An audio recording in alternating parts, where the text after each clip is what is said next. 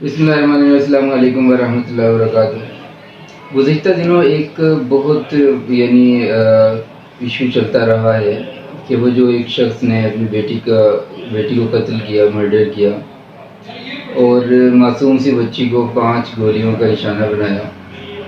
और इस पर खबरें भी चलती रही, देखता तो मैं भी रहा, सुनता रहा कि क्या बातचीत हो रही है और किस हवाले से कौन से पहलुओं को उजागर किया जा रहा है, किन पहलुओं को हाईलाइट किया जा रहा है। तो ज़हन में मेरी बात थी, लेकिन मैं सोच ही रहा था शायद कोई और इस पर बात करे, कोई और बात सामने आई, लेकिन इस पर बात सामने आई नहीं कि इसकी वजह क्या बनी होगी कि जिसकी वजह से एक बाप ने अपनी बेटी को अपने हाथों से 5 गोलियां मारकर और 7 दिन की बच्ची को, इतनी मासूम बच्ची को मार दिया। कोई ना कोई तो स्ट्रॉन्ग रीज़न होगी, इतनी कोई आम सी वजह तो नहीं हो सकती। तो इस पर बात किसी ने भी नहीं की, अब तक मेरे नोटिस में कम अज़ कम नहीं आई। ये बात होती रही कि जी वो जो बंदा था उसको ये ख्वाहिश थी कि उसका बेटा हो, लेकिन बेटा नहीं हुआ, बेटी हुई, तो इस वजह से उसने वो गोलियां मार दी। तो हालांकि ये तो कोई रीज़न नहीं है और ना ही इसको इतना ज़्यादा हाईलाइट किया जाना चाहिए था कि ये एक रीज़न है। ये रीज़न नहीं है।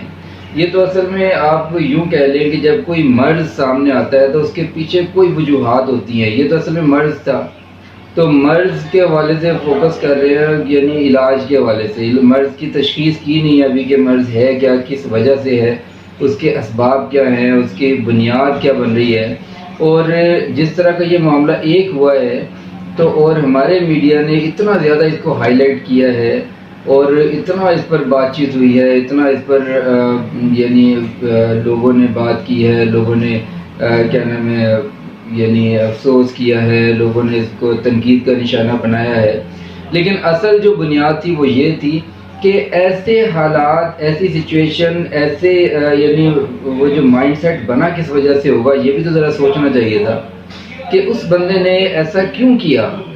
क्या ऐसे महरक़ात थे कि जिसकी वजह से वो बंदा मजबूर होकर अपने ही सोच और अपनी मनफी सोच और मनफी रवैये के हाथों मजबूर होकर उसने इतना बड़ा कदम उठाया।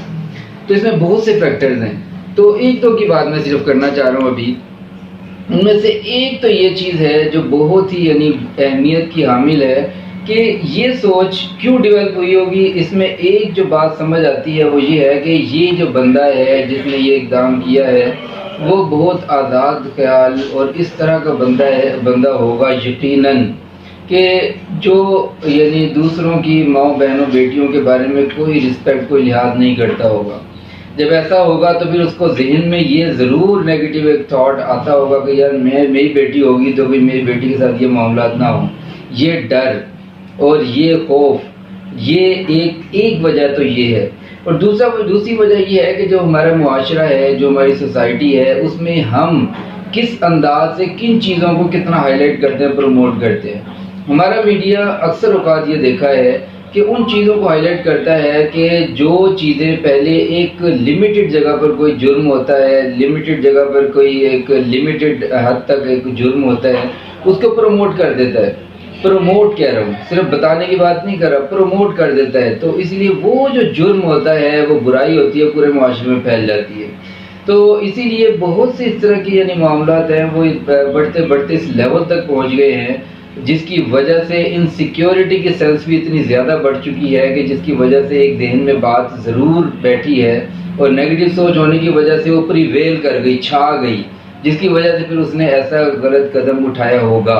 और एक और चीज़ इसमें यह है कि जब भी इंसान खुद अपने आप को जब देख रहा होता है कि यार मैं इस तरह की ज़िंदगी गुजार रहा हूँ, जब मैं इस तरह ज़िंदगी गुजार रहा हूँ तो मेरा उठना बैठना किन लोगों में होगा, जो मेरे जैसे होंगे। या फिर ये कि मैं जिन लोगों में उठना बैठना रखता हूँ तो मैं ऑटोमेटिकली उन जैसा बन रहा हूँ।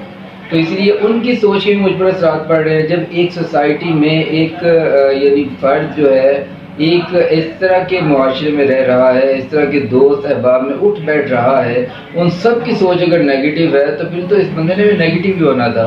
लेकिन सारे लोग के जनाब इसने ये जुर्म किया, इसने ये जुर्म किया, वाकई जुर्म किया, इसमें कोई दूसरी राय नहीं है। لیکن اس بارے میں بھی تو سوچنا چاہیے تھا کہ یہ جرم کرنے کے لیے جو چیزیں سبب بن رہی ہیں ان کے بارے میں کس نے بات کرنی ہے، ان کو کس نے ہائی لائٹ کرنا ہے، ان کو کس نے ریموو کرنا ہے، ان پر کس نے قابو پانا ہے، یہ کس کی ذمہ داری ہے؟ اگر میری آپ کی یہ ذمہ داری نہیں ہے تو کس کی ذمہ داری ہے؟ اور بھی بہت سے محرکات ہیں، لیکن بہرحال فی الحال میں اسی پر اکتفا کروں گا، کیونکہ یہ ویڈیو بھی ذرا تفصیلی ہوتی جا رہی ہے، زیادہ تفصیلی، اس لیے میں اس کو مختصر رکھنے کے لیے یہیں پر اس بات کو ختم کرتا ہوں۔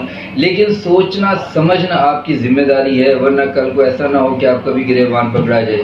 اس پر سوچئے گا، غور کیجئے گا، اور جہاں تک اس بات کو پھیلا سکیں، پہنچا سکیں اور عمل کر سکیں ضرور کیجئے گا۔ اگلی ویڈیو تک کے لیے اجازت دیجیے۔ السلام علیکم ورحمۃ اللہ۔